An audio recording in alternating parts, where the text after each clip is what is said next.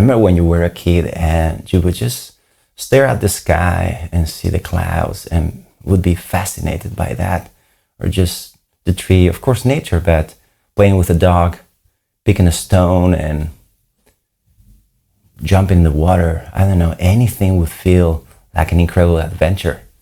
And how we lose that over time, and as adults we are basically nowadays with the phones and we're trying to get these experiences, to buy a new thing and to go far deeper into a far distant country. I don't know, we're all the time like desperate to go back to that excitement that we used to have with anything. And at some point we're like drug addicts. We just need more input. We need more things. The movies needs to be with more color, with more sound and faster.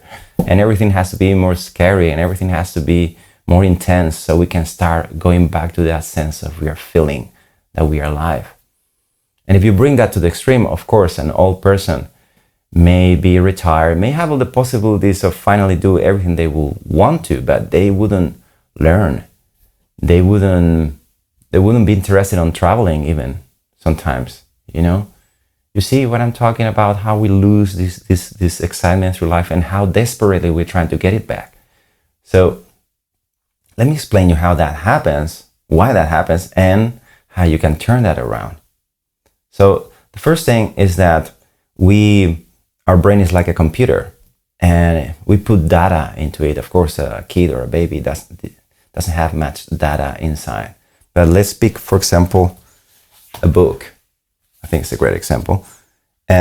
This book, what is this book for you and me? I don't know, it's in certain language, has certain pictures, it's talking about certain subjects, and I could read everything about it and even know interesting things, right?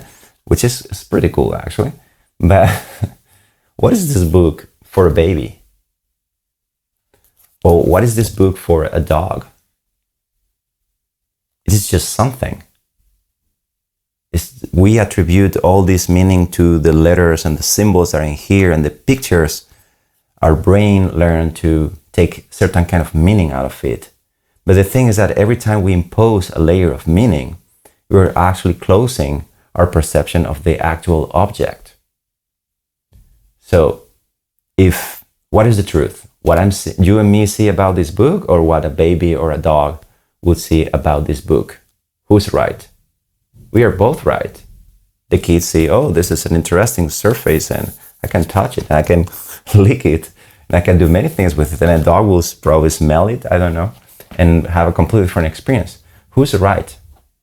Because we normally think that we are right. But if you think about how the kid or the dog are experiencing the object, you will see that normally they are pretty much excited about it. Normally. It depends on the content too, of course, but take any other object if you want to, because the book could be a very nice book. But if you just pick a random book, let's say something that you're not very much interested in too, it's easier to see that it's an actual simple, neutral thing that is in front of you. You could even say that it's just atoms vibrating a certain frequency that lets you see the reflection of light to make colors. I mean, it doesn't really mean anything. This book doesn't mean anything. It is something, but we attribute meaning to it. On itself, it doesn't have it. We just learn to construct that meaning. So, of course, this is a complex topic, but I hope you get the idea. And I hope right now, look around your bedroom or wherever you are. Just think about picking any object and just think about how much meaning you give to that object. Think about all the past and your understanding, what that object means, the word for it, what you think it's used for, and your experiences with things like that in your past, and how you may even feel emotional about it because you associate certain things, maybe even to people or places. So my point is that we have layered a lot of information on top of objects, and that is preventing us from actually have a direct experience of what the object is. And that's why we lose excitement. Because being alive, it is fascinating, to say the least. It is exciting. And the reason why At some point, you just wake in the morning, oh, the same thing, the same day, the same place, the same job, the same people. I don't know. You don't feel very much excited about your life. It's because you impose so much meaning into everything that at some point it's just a very reduced, fake version of what the thing actually is. So what I'm suggesting you is to look, for example, again, look your surrounding and just understand that you don't really understand anything. And that can be beautiful. We don't need to be terrified that we don't understand, because we don't understand. That's an actual fact. We just give meaning to things. And as you know, life is very surprising. So if you just open your eyes and see things as they are, not the way you think about them, not imposing your concepts of your memory or your thoughts into it, just see the objects directly as a baby would do, you're going to notice that you have to break some habits in your mind, dynamics of being thinking about everything you see all the time. But with a little bit of practice, we call that meditation, you start seeing and experience things more directly. And that gets you in touch with that lost excitement. Because here are the good news. You're basically still like a baby.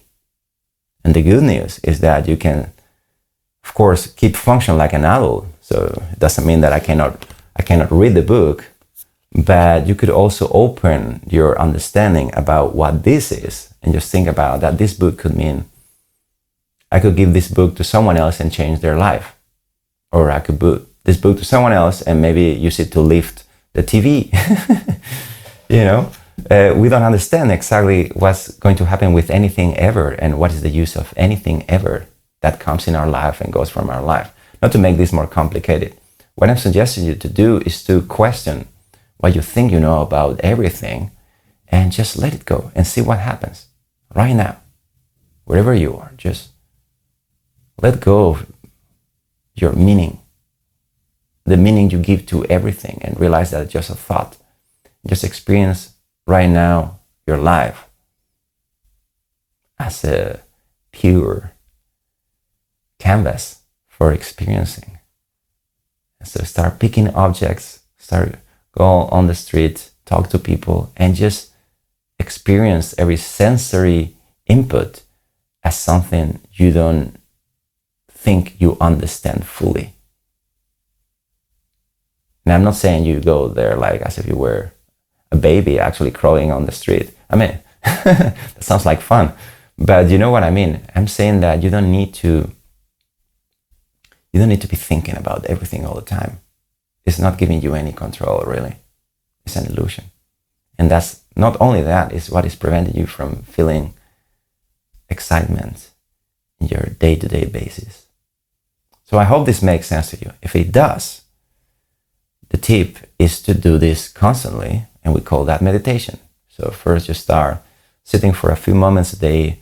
You don't need to do anything special. Maybe you can follow what I'm saying in this video and just start exploring everything around as if you wouldn't know what it means.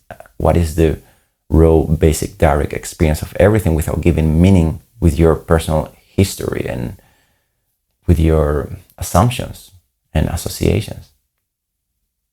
I hope this makes sense to you. Please let me know in the comments if you find any trouble with this. I really want to help you. And so, yeah, looking forward to see how it works, how this works for you. Okay? So I hope you have a beautiful day and you get to enjoy minute by minute, moment by moment, everything that comes to you.